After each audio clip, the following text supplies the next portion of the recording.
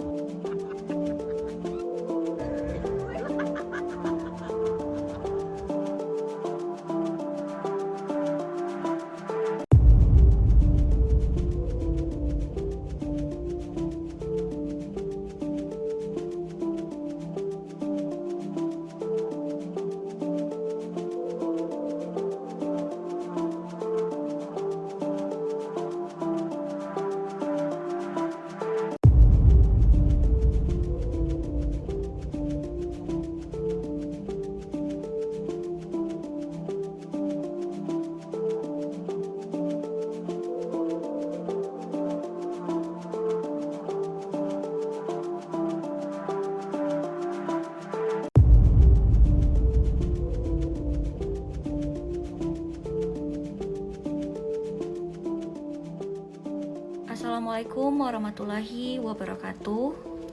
Saya Anggu Batari.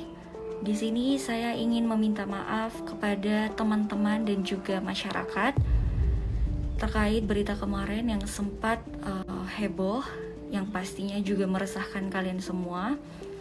Saya, saudara saya, sepupu saya, adik ipar saya, dan juga semua teman-teman saya ingin meminta maaf sebesar-besarnya dan juga mengakui kesalahan kami karena kami tidak mematuhi protokol kesehatan.